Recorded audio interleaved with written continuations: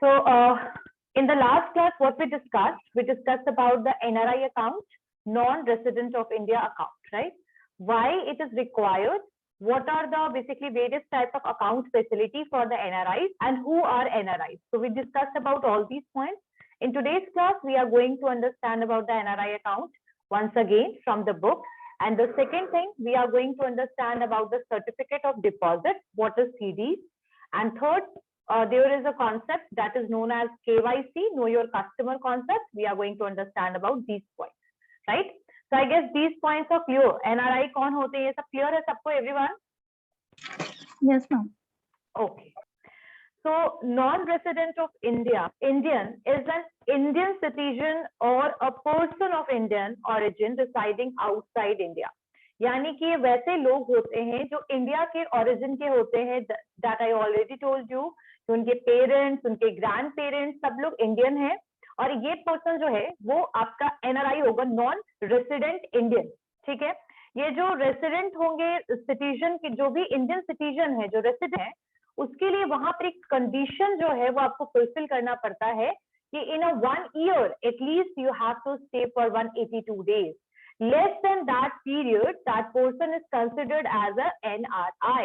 तो यहाँ पर जो भी रेसिडेंट है, जो भी सिटीजन है, उसको इंडिया में कम से कम 182 डेज रहना है फाइनेंशियल ईयर में. I guess you all are B Com students, तो फाइनेंशियल ईयर और कैलेंडर ईयर पता होगा, पता है सबको financial year and calendar year? Okay, let me फिर भी बता देती हूँ.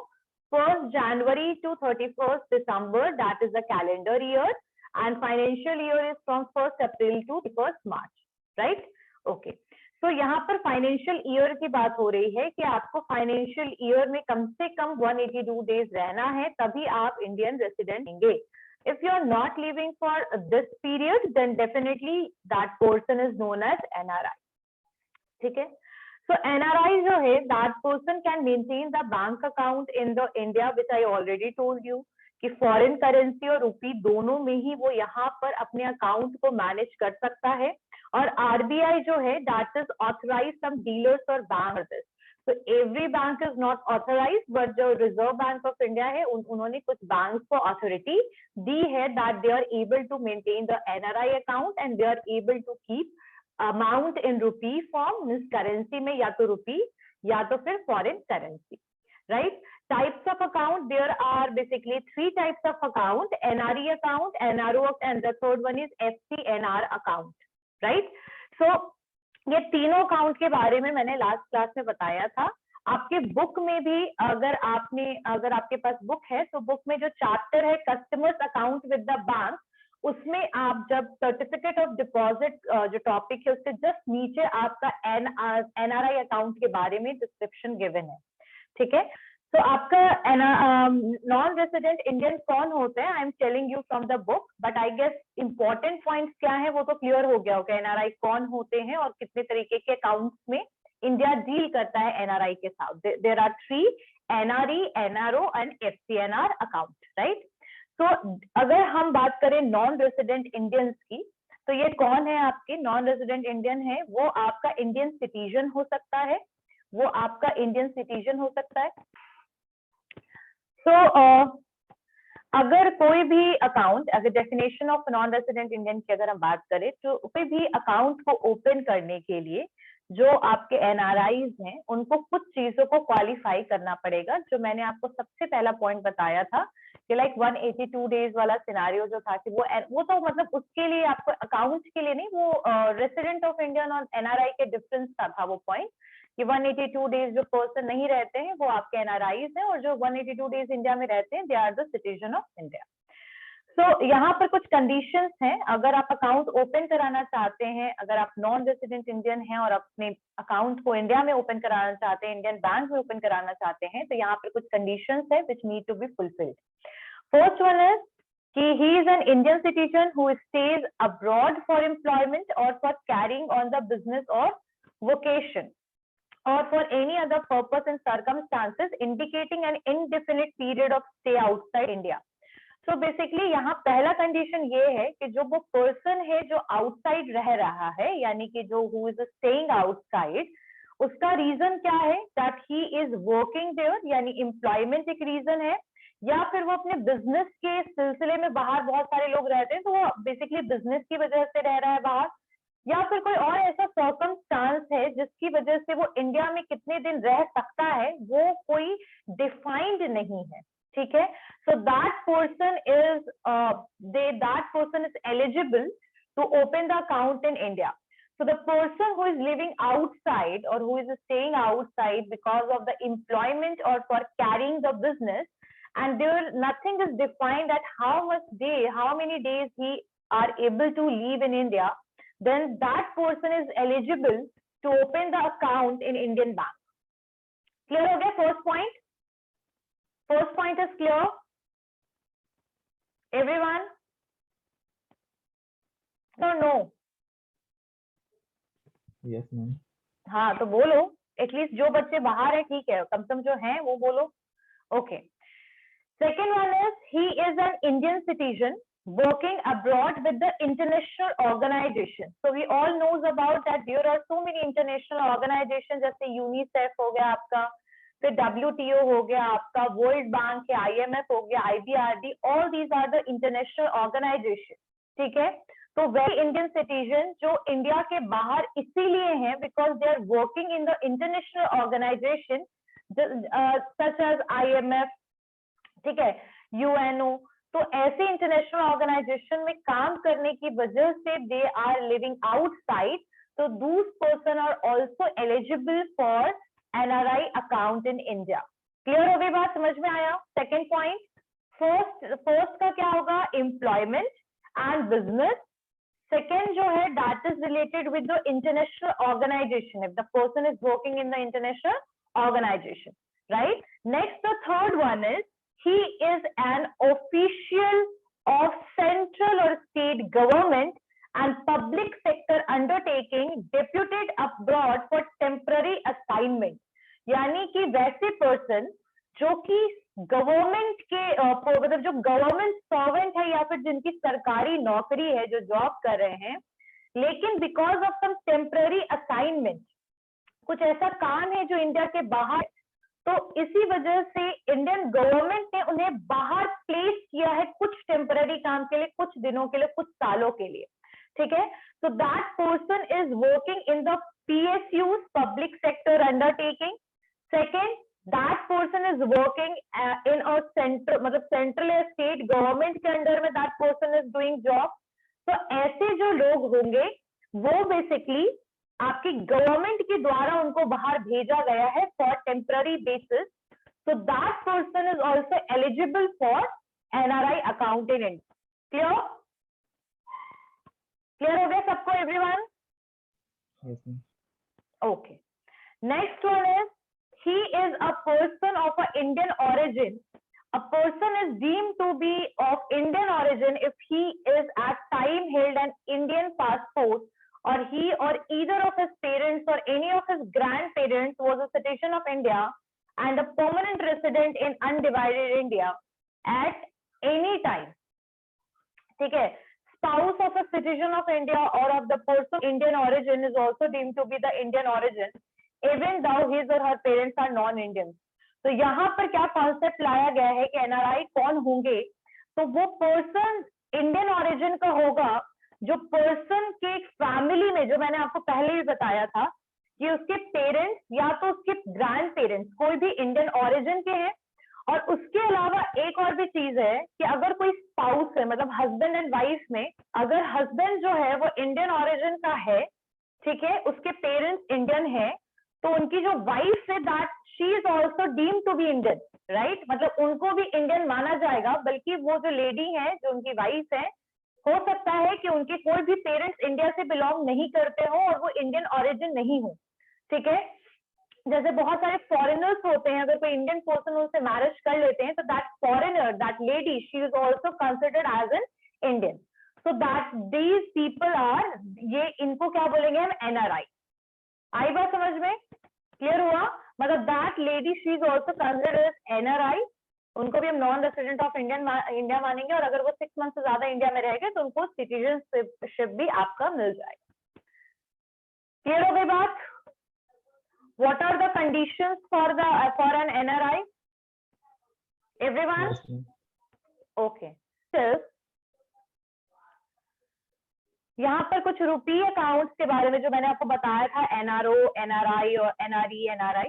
तो नॉन रेसिडेंट इंडियंस तो क्लियर हो गया होगा, कौन कौन से कंडीशंस में होंगे वो एनआरआई। फर्स्ट, बिजनेस, एम्प्लॉयमेंट, ठीक है, एजुकेशन भी होता है। उसके अलावा आपका एक और होगा, आपका इंटरनेशनल ऑर्गेनाइजेशन में द पर्सन इज वर्किंग, और the government send that person for some temporary basis for assignments and all. And fourth one is the person whose parents belongs to the India. So that person is of Indian origin. Parents are of Indian origin. That's why that person is the NRI. Okay. Next one is rupee account. Which I told you कि rupee account में मैंने बताया था NRO और NRE account है आपका. So what is that? पहला है आपका non-resident ordinary rupee account. चलिए बताइए, कौन बच्चा बताएगा मुझे ये NRO?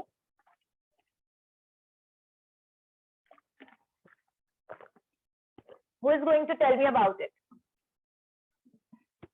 NRO कौन बताएगा मुझे? Yes, प्रिया.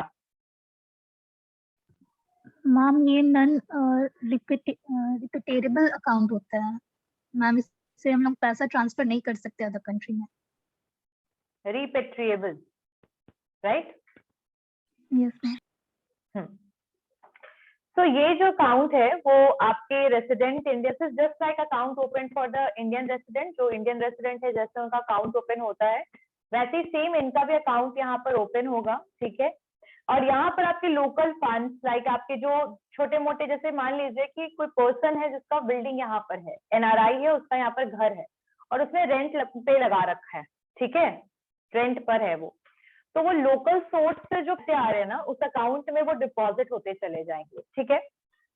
ये जो फंड है इसको मैंने बताया था कि that is not qualified to remittance outside India, यानी इंडिया के बाहर आप इस फंड को ट्रांसफर कर नहीं सकते हो जो अमाउंट आपके एनआरओ अकाउंट में है। These account can be maintained in any form, और कोई भी फॉर्म में आप इनको मेंटेन कर सकते हो, current account, saving account, fix deposit account, ठीक है। बैंक जो है that are free to determine the interest rate on these deposit as in case of the domestic deposit, और बैंक जो है वो अपना आराम से इस पे जितना भी इंटरेस्ट रेट देना चाहती है that is freely, that is totally depend upon the bank, ठीक है। और यहाँ पर rupees loan in India against the security of fund held in these accounts are allowed, मतलब अगर आप चाहें तो आप इस पैसे के बेसिस पर लोन भी ले सकते हैं। These account could be held by non resident jointly with the resident, और ये जो अकाउंट है ये मैंने आप लोग को उसने बताया था, उसमें एक मेजर पॉइंट यही बताया कि these amounts are not transferred to outside India, दूसरी जगह पे इंडिया के बाहर इस पैसे को ट्रांसफर नहीं किया जा सकता, इसको यूज नहीं किया जा सकता है। ज्यादातर ये अकाउंट जो है एनआरआई इसलिए ओपन करवाते हैं ताकि जो लोकल एरियाज या इंडिया से जो उनके फंड और पैसे आ रहे हैं वो इस अकाउंट में जा सके, ठीक है। ये अकाउंट आपका फिक्स डिपॉजिट अकाउंट भी हो सकता है, ये आपका सेविंग अकाउंट की तरह भी आप इसको रन कर सकते हैं, करंट अकाउंट की तरह भी ये चल सकता है, किसी भी फॉर्म ऑफ अकाउंट में ये एनआरओ अकाउंट ओपन होगा। ये बिल्कुल रेसिडेंट जो इंडियन रेसिडेंट है जैसा अकाउंट ओपन होता प्रोसेस है वैसे ही एनआरओ अकाउंट भी ओपन होता है, ठीक है। आप एनआरओ अकाउंट के बेसिस पर लोन भी ले सकते हैं विद, ठीक है, लोन की भी सुविधा है। और अगर आप चाहें तो आप इस अकाउंट को ज्वाइंटली भी ओपन कर सकते हैं with that person who is resident of India, यानी इसमें आपके एनआरआई और आपके आरआई दोनों का अकाउंट ज्वाइंटली ओपन हो सकता है। मान लीजिए एग्जाम्पल में अगर मदर घर पे हैं और उनका जो डॉटर या कोई डॉटर या सन आउटसाइड इंडिया रहते हैं तो वो चाहे तो वो पर्सन एनआरआई है फिर भी वो अपनी मदर के साथ ज्वाइंटली अकाउंट ओपन करवा सकता है या करवा सकती है, ठीक है। So this facility is provided in NRO account. So I guess this point is clear to all of you. Clear हो गया NRO? Yes, ma'am. Everyone, NRO is clear? Yes ma'am. Okay, क्या हो गया? ये पॉइंट क्लियर हो गया है, इसको शॉर्टकट में लिखते चलेगा क्योंकि questions are already raised from the NRI account, right. Next point is NRE, so non resident external account scheme. अब एनआरई मुझे कौन बताएगा? Who is going to tell me? Raise your hand. NRE कौन बताएगा मुझे? एनआरई आशुतोष, चलो बताओ. Ma'am ये वाला मेरा क्लियर नहीं है, ये पॉइंट एनआरई वो अकाउंट. दोनों ओके, देखें। यस प्रिया, चलिए बताइए. Ma'am, it is freely transferable from to the other country, and interest on credit is not taxable in this. Okay. So before starting this point from book NRE account, there is one more term that is mentioned here in NRI account. NRI account के लिए एक और word यहाँ पे mention, and that is OCB. अब ये OCB क्या होता है? Let me tell you. Overseas corporate body, ठीक है? Overseas corporate body. ये OCB जो है, it is as a company, partnership firm, society or any other corporate body owned directly or indirectly to extent of at least 60% by non-resident Indian. अच्छा, तुम लोगों ने company तो सुना है ना? कंपनी क्या होता है? What is partnership and what is cooperative society? You all knows about it. What is company? Company, partnership, ये कोऑपरेटिव सोसाइटी, ये सारे पॉइंट्स तो पता होंगे ना? बेसिकली कंपनी क्या होता है? तो that is a separate legal entity which is basically registered होती है company. That can be the public company, private company, foreign company, not for profit organization, और उसके बाद 1% company. So there are multiple type of companies. Partnership firm which is not basically, it is totally optional that if you want to register then you can obviously register under the Partnership Act 1932. और अभी जो company है that is basically registered, मतलब जो अभी चल रही है company, that is basically guided by the companies act 2013. Earlier it was 1956, right? उसके अलावा अभी लिमिटेड लायबिलिटी पार्टनरशिप जो है वो भी इंडिया में भी स्टार्ट हुआ है. अभी बहुत दिन से तो इंडिया में नहीं था. तो लिमिटेड लायबिलिटी पार्टनरशिप जो है उसको हम रजिस्टर करते हैं एलएलपी एक्ट 2008 के अंडर में, है ना? So I guess you all know cooperative society act 1904. Clear है सबको? सो ये आपकी जो भी ओसीबी जो है वो एक कोई कंपनी हो सकता है, कोई पार्टनरशिप फर्म हो सकता है, लेकिन इसमें एक वर्ड लिखा ओवरसीज यानी outside India, right? So overseas corporate bodies that can be company, that can be the partnership firm, society or any other corporate body जो directly या indirectly लगभग एटलीस्ट 60% जो उसका रोल है वो एनआरआई के हाथ में है. यानी that person is basically have 60% share of that particular company, that particular partnership. It also include in trust in which at least 60% beneficial interest is held by NRI. ठीक है? So these accounts can be maintained with the bank which are authorized dealer in the foreign exchange or which are specifically authorized in his behalf by the RBI. तो permission जो है RBI का is not required to open the account. तो overseas corporate body के concept में क्या है कि यहाँ पर जिसके लिए अकाउंट ओपन होगा वो तभी होगा जब आपको कम से कम बाहर की जो कंपनी है उसका 60% शेयर आपके हाथ में है. ठीक है? तो इसीलिए ओसीबी की बात हुई. ठीक है? ओसीबी क्या होता है? Overseas corporate body. अब यहाँ पर एक आता है आपका एनआरई अकाउंट. तो इंडियन नेशनल अब्रॉड और ओसीबी, ठीक है, are permitted to open current and saving और fix deposit account in India. तो अगर आपका एनआरई अकाउंट ओपन कराना है तो that can be for the OCB and that can be for the Indian national abroad. ठीक है? और इसके लिए you can open the account in all the 3 form which I already told you. Current account, saving account and the fix deposit account in India. ठीक है? इस scheme के under में इसका जो यूनिट है अकाउंट का इज द इंडियन रूपी. मतलब जो पैसा होगा that will be in the Indian rupee. ठीक है? और इसका जो आपका जो भी इंटरेस्ट आप इस पे अर्न कर रहे हो एनआरई अकाउंट में, जो भी आपको इंटरेस्ट मिल रहा है वो freely repatriable. I told you this word repatriable at privilege rate of exchange. यानी कि व्हाटएवर अमाउंट, व्हाटएवर जो अमाउंट है, जो भी इंटरेस्ट है वो आप इजीली दूसरे कंट्री में रिपैट्रिएट यानी एक्सचेंज जो है कर सकते हो विदाउट एनी ऑब्जेक्शन. ठीक है? और money in these accounts can be also invested in the units of UTI. और जो अकाउंट में, इस अकाउंट में पैसे हैं वो आप यूनिट ट्रस्ट ऑफ इंडिया के अंडर में भी आप इसको क्या कर सकते हो? इन्वेस्ट कर सकते हो. गवर्नमेंट सिक्योरिटीज में भी इस पैसे को आप लगा सकते हो. ठीक है? सो NRE अकाउंट का सारा बेसिक क्लियर हो गया यहां तक जो मैंने बताया। जो इंटरेस्ट इस अकाउंट में आपको मिलेगा, यानी the amount which you will earn as an interest in this account, that is tax free, यानी आपको कोई भी टैक्स देने की जरूरत नहीं है जो भी इंटरेस्ट आप इस अकाउंट में अर्न कर रहे हैं। एग्जाम्पल में the person have 5,000 rupees and that person earns 500 rupees as an interest, that 500 rupees is free from tax, right? Taxation under the government of India. So there is exemption available for the interest which you will earn in this account.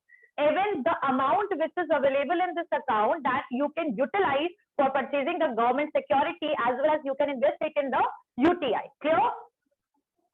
Clear हो गई बात? समझ में आया सारा? Everyone? This point is clear? Yes, ma'am.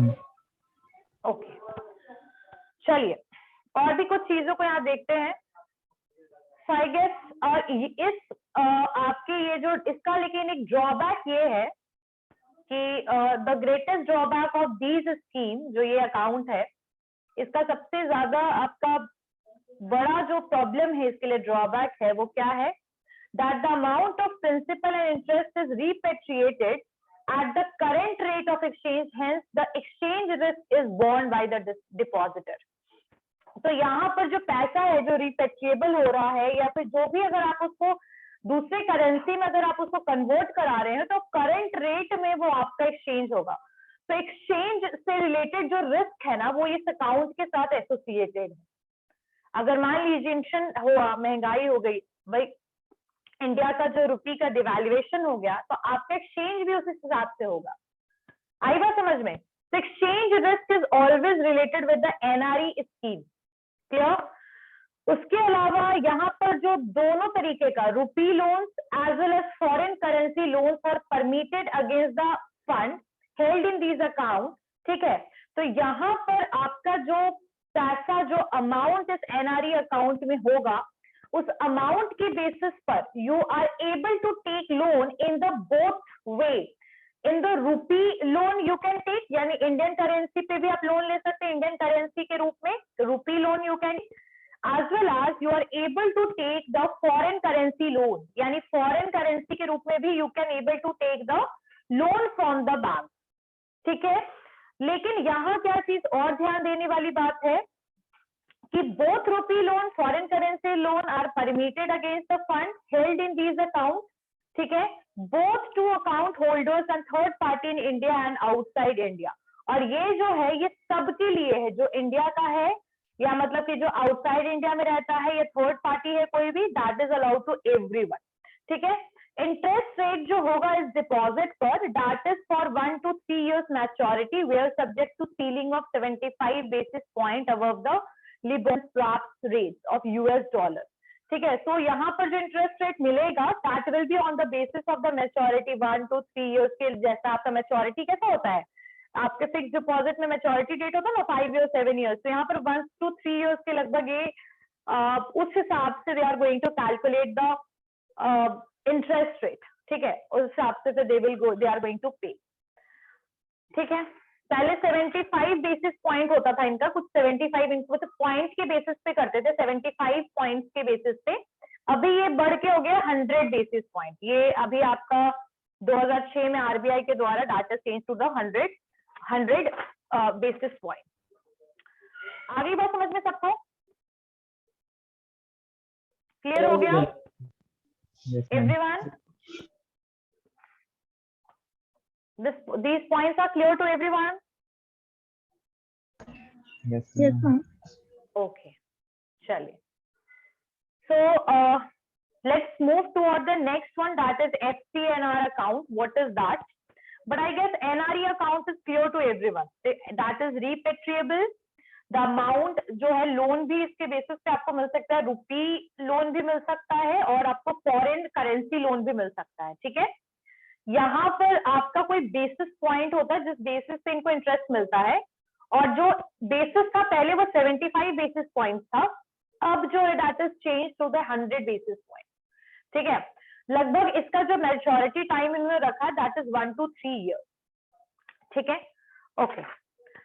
So let's move toward the next one, that is FCNR account. अब FCNR account क्या है? So this scheme was introduced in May 15, 1993. So 1993 15th मई को ये स्कीम को लेकर आया, ठीक है, इंडिया में स्कीम ये आया FCNR। और इस स्कीम में जो बैंक है that provide the exchange rate guarantee to the depositor, ठीक है। अच्छा, इससे पहले मैं पूछना चाहूंगी कि मुझे FCNR अकाउंट बताएगा कौन? Who is going to tell me about the FCNR account? Raise your hand. Who is going to tell me about the FCNR account? Yes, Ashutosh.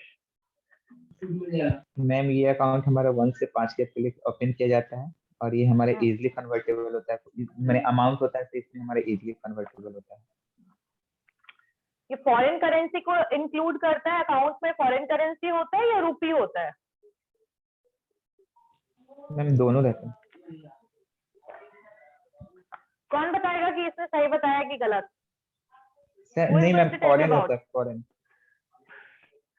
ठीक है, चलो। सो ये जो स्कीम है, it came in 15th May 1993 को ये स्कीम को लाया गया। और इस स्कीम में जो बैंक है provides the exchange rate guarantee to the depositor. यहाँ पे एक्सचेंज रेट की गारंटी होती है कि भाई कौन से रेट में एक्सचेंज होगा, अगर दूसरे करेंसी में अगर आप उसको चेंज करना चाह रहे हो तो। लेकिन इससे पहले वाला जो एनआरई अकाउंट था उसमें मैंने बताया था कि आपका एक्सचेंज रेट की कोई गारंटी नहीं है, what ever the current rate वही आपका एक्सचेंज रेट बन जाएगा। लेकिन यहाँ एक्सचेंज रेट की गारंटी दिया जाएगा किसको? डिपॉजिटर को। Term deposit of 1 year and above and up to 5 years are permitted to accepted under this scheme. जो बैंक है वो not required to surrender the deposit mobilized under this scheme of RBI, the Reserve Bank. जो amount है that is collected under the scheme can be swapped either in the domestic market or the Reserve Bank of India. तो इसको swap किया जा सकता है आपके RBI के द्वारा भी और डोमेस्टिक मार्केट में भी, ठीक है।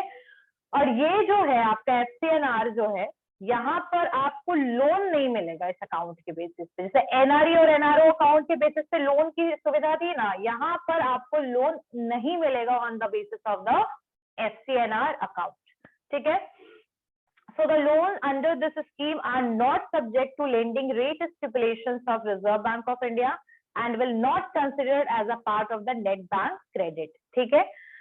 अब 2009 के बाद till April 2009 there was a ceiling of 20 lakhs on the loan against the security of the fund of held in the NRE account and FCNR account raised upward to 1 crore. तो यहाँ पर 2009 के बाद मतलब till April 2009 there was a ceiling यानी कि limit लगा दिया गया है 20 लाख रुपए on the loan against the security fund held in the NRE। तो एनआरई अगर आपके पास अकाउंट है तो आपको 20 लाख रुपए तक का लोन मिल सकता है, ठीक है। ओके, और अभी 2009 तक ये 20 लाख था, अभी ये शायद बढ़ के 1 करोड़ तक हो गया है जब 2009 के बाद, ठीक है। लेकिन that is for NRE. So I guess this point is clear to all of you what is FCNR account. That point is clear. क्या बोल रहे हो आशुतोष? मैम फर्स्ट पॉइंट एक बार रिपीट करिए। तुम्हारी आवाज मुझे बहुत लो आ रही है। I am not able to hear you. Ma'am first वाला पॉइंट फिर से एक बार रिपीट करिएगा। ओके, फॉरेन करेंसी वो FCNR में, एनआरओ में,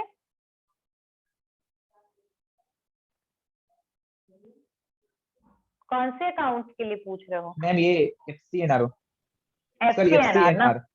हाँ, तो FCNR जो है this scheme was introduced in 1993 15th May। और ये जो स्कीम है इसमें एक्सचेंज रेट की गारंटी होती है, यानी कि कल को अगर आप उसको एक्सचेंज कराएंगे किसी भी करेंसी में, वो फॉरेन करेंसी में तो है ही, लेकिन अगर आप उसको किसी भी करेंसी में एक्सचेंज कराते हैं या रुपी में उसको कन्वर्ट कराते हैं तो एक्सचेंज रेट फिक्स होगा। एनआरओ अकाउंट में ये फिक्स नहीं था एक्सचेंज रेट, तो एक्सचेंज रेट रिस्क जो था ना वो आपके एनआरओ अकाउंट एनआरई अकाउंट में था। यहाँ पर FCNR अकाउंट में आपको एक्सचेंज रेट वाली प्रॉब्लम नहीं आएगी। आपका एक्सचेंज रेट का जो गारंटी है that is already fix to the depositors, ठीक है। और यहाँ पर आपका जो टर्म डिपॉजिट है वो 1 साल का होगा या उससे ज्यादा, लेकिन 5 साल से मतलब टर्म डिपॉजिट जो होगा वो 1 ईयर का होगा and above and up to 5 years are permitted to be accepted under this scheme. यानी 5 साल तक के लिए इस स्कीम के अंडर में पैसे को एक्सेप्ट किया जा सकता है। 5 years term deposit are only allowed. Term deposit 1 साल के लिए भी हो सकता है और 5 साल तक के लिए भी हो सकता है। बैंक जो है यहाँ पर आपके जो आपका अमाउंट है दैट कैन बी स्वैप, उसको स्वैप किया जा सकता है डोमेस्टिक मार्केट में भी और रिजर्व बैंक ऑफ इंडिया के भी द्वारा, ठीक है। और इसके लिए आपका जो लोन है, लोन जो है under this schemes are not subject to lending rate stipulation of RBI and will not be considered as a part of net bank credit for purpose of determining priority sector lending। तो यहाँ पर loan scheme जो है वो कितने rate के लिए चाहिए, कितने टाइम के लिए चाहिए, यहाँ पर लोन नहीं देने की बात नहीं थी। Actually I thought that it was the line, but they are saying that the stipulation और लेंडिंग रेट जो होगा वो आरबीआई के द्वारा ये नहीं बेसिकली कंट्रोल किया जा सकता है। तो this is saying by that, ठीक है। So I guess FCNR account is clear to all of you? Clear? Okay. ठीक. Let's move toward the certificate deposit. Certificates of deposit. This point NRI account का question आएगा तो कर लोगे ना सब लोग? सारे बच्चे? कर लोगे अगर account का आएगा तो? Yes, ma'am. Okay. So let's move toward the certificate of deposit.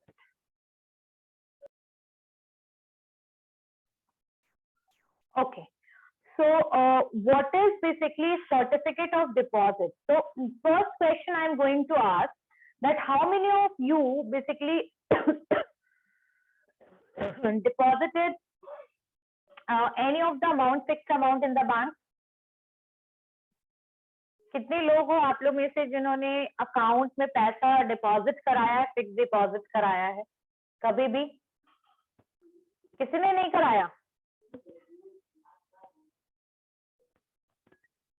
No one basically deposited some amount in the bank in as a fixed account, fixed deposit. किसी ने भी कराया है या नहीं कराया है? No, ma'am.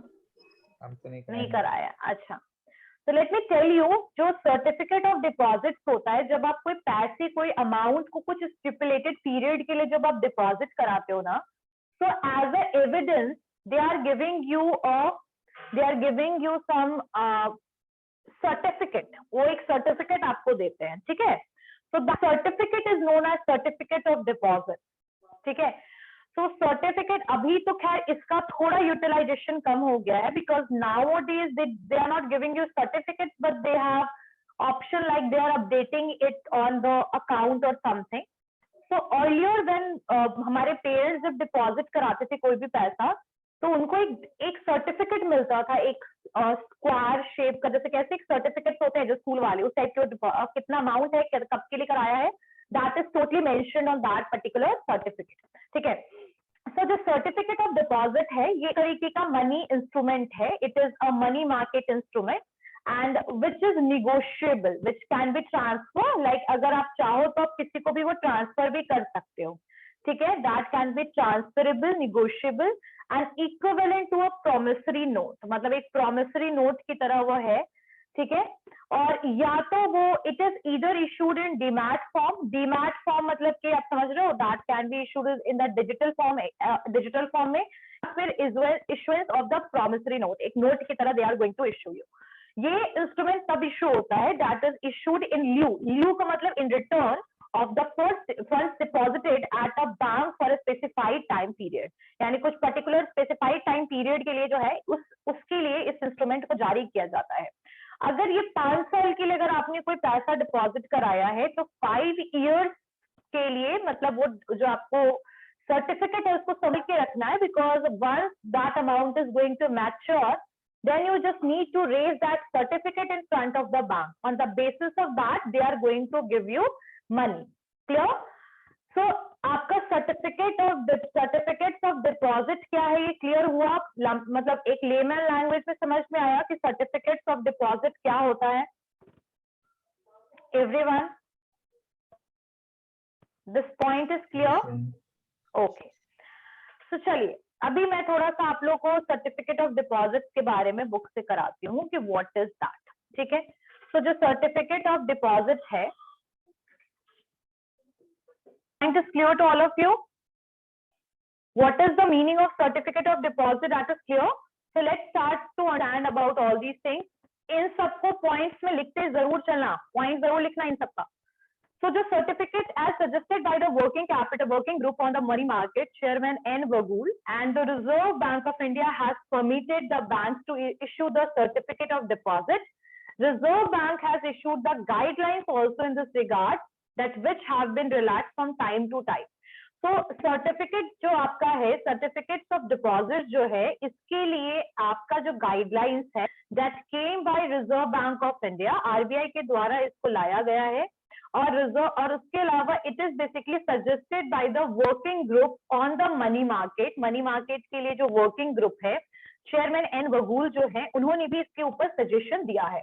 और जो सर्टिफिकेट ऑफ डिपॉजिट है, it is authorized by the RBI to the bank that they are able to give the certificate of deposit, but time to time there is possibility of amendment and modification, right.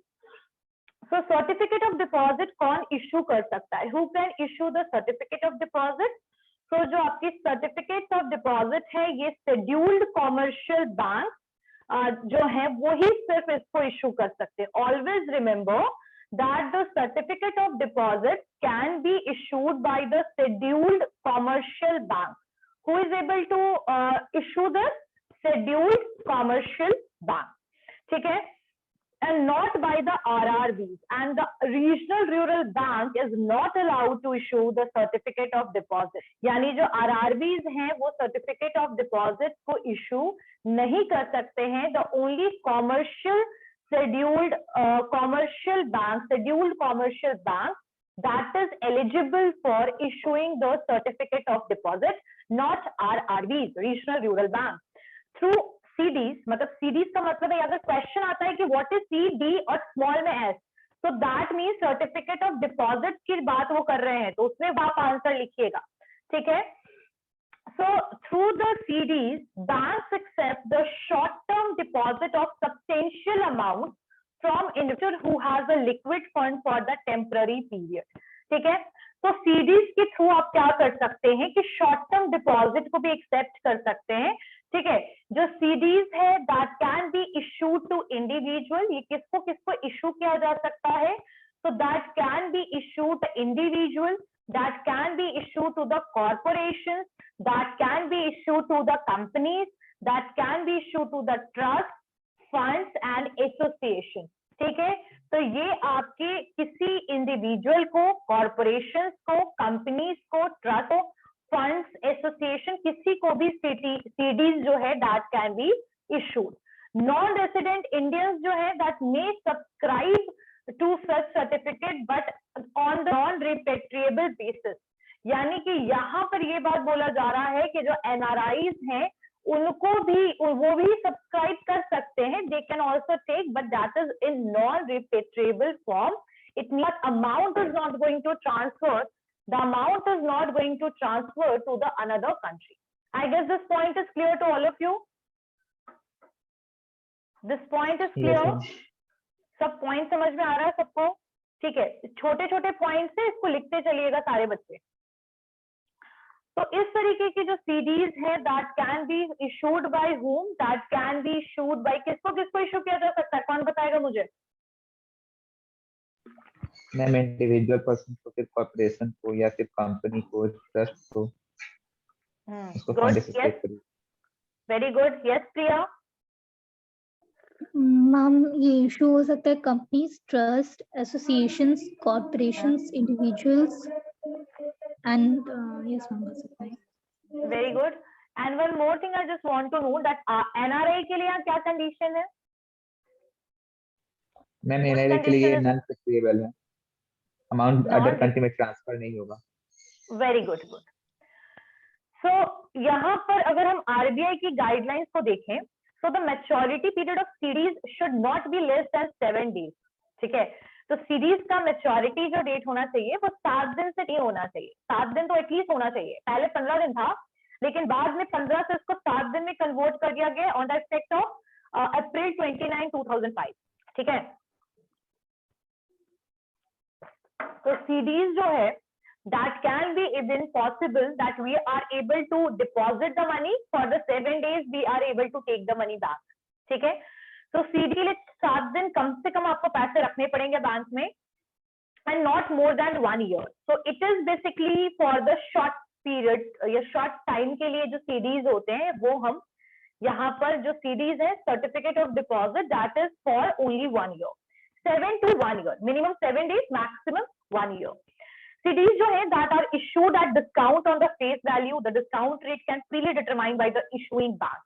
ठीक है, यहाँ पर आपका जो reserve bank है has prescribed that the minimum amount, जो minimum amount आप CD के रूप में आप जो डिपॉजिट कर सकते हैं, मतलब सर्टिफिकेट ऑफ डिपॉजिट के लिए जो आप मनी डिपॉजिट कर सकते हैं बैंक में, that is not less than 1 lakh।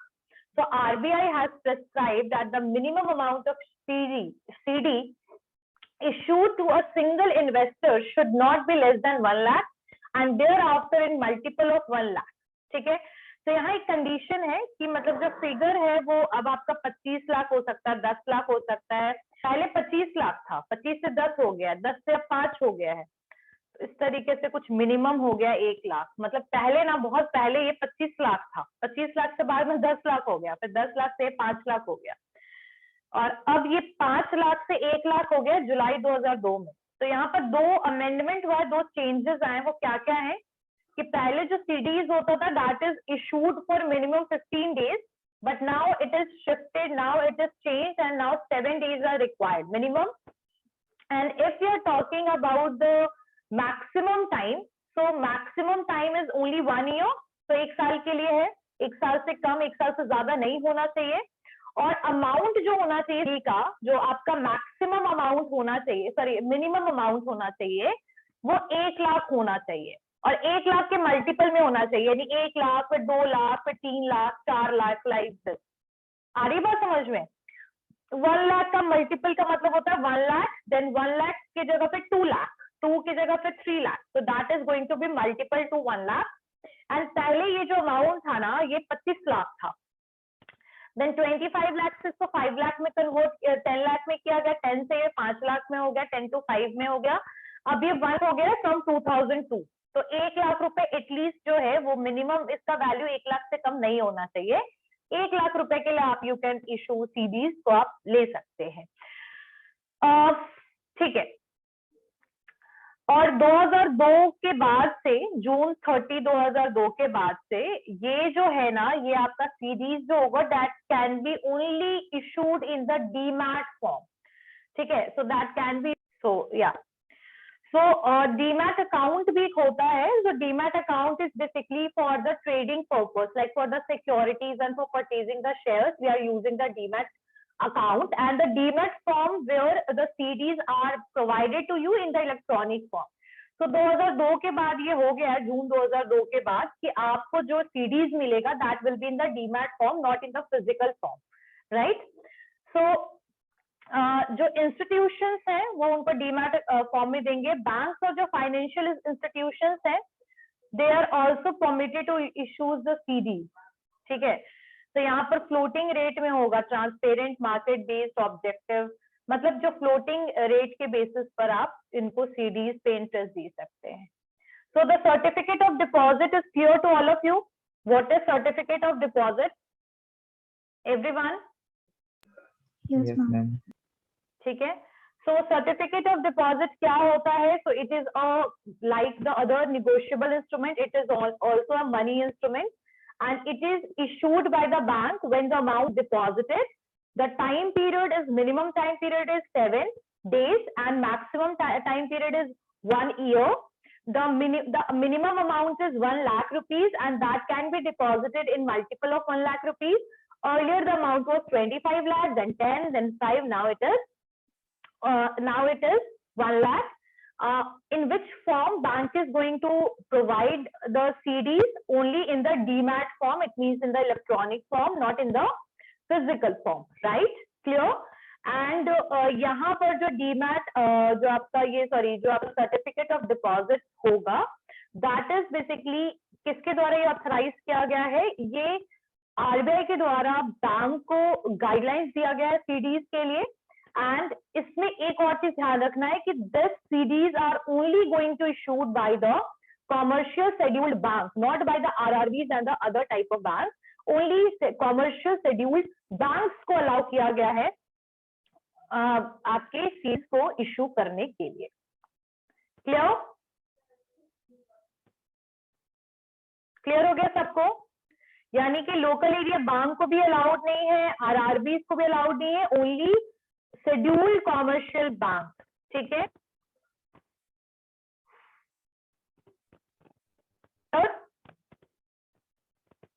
Everyone, यहाँ पर कुछ क्वेश्चंस हैं, यहाँ पर कोई क्वेश्चंस मैं बताती हूँ। Who can issue a certificate of deposit? Who is going to tell me? Raise your hand, raise your hand, raise your hand. Who is able to issue the certificate of deposit? कौन बताएगा मुझे? Raise your hand. Yes Ashutosh. Ma'am RBI. I am not able to hear you. हाँ बोलो। RBI RBI issue नहीं करता, RBI guidelines देता है और सारे शेड्यूल कॉमर्शियल बैंक। कहाँ सुन रहे हो? कहाँ ध्यान है तुम्हारा? कंफ्यूज हो गया। Okay, next है what is the minimum amount certificate of deposit? Raise your hand. What is minimum amount certificate of deposit? Yes, Priya. Ma'am, 1 lakh. Very good. Accepted from the single subscriber. If more than one subscriber, then that can be increased, right? Okay. What is tenure of certificate of deposit? Raise your hand. What is the tenure? Yes, Ashutosh. Ma'am minimum 7 days and maximum 1 year. Very good. ठीक है, चलिए। So financial institution में maturity is not less than a year. ठीक, okay. What is return on certificate of deposit? Return कैसे मिलेगा certificate of deposit पे?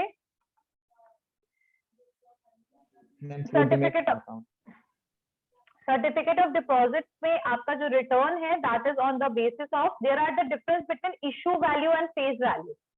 I think issue value और face value तुम लोग को पता होगा, पता है? Issue value and face value clear? पता है क्या होता है इशू वैल्यू और फेस वैल्यू? जिस अमाउंट पे इशू किया गया और उस समय जो करंट रेट चल रहा है। ठीक है। Next one is how CDs can be transferred from one person to another person. तो बताएगा मुझे कैसे ट्रांसफर होता है एक पर्सन से दूसरे पर्सन को CDs?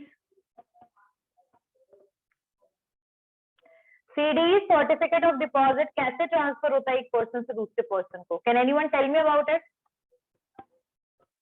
Okay, let me tell you about it. If CDs has been issued, yes, Ashutosh? Ma'am, through negotiation.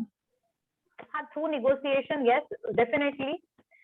Good. चलिए अब हाँ, so if CDs has issued in physical form as issuance promissory note, जैसे promissory note issue होता है physical form में, अगर वैसे आपको CDs issue होता है, so they can be freely transferred by endorsement, like by you can endorse it to the another person. And deliver कर सकते हैं, एंडोर्समेंट भी कर सकते हैं और डिलीवर कर सकते हैं। If they have been released in the demat form they can be transferred as per the procedure applicable for the demat security. तो जो फिजिकल फॉर्म में आएगा that is very easy, like for the physical form what the person can do, that person can endorse that particular certificate to the another person।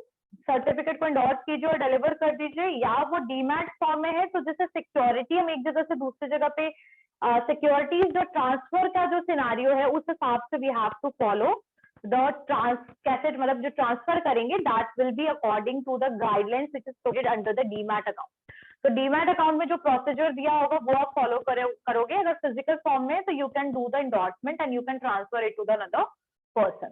So I guess this point is clear to all of you? Yes, Clear हो गया सबको?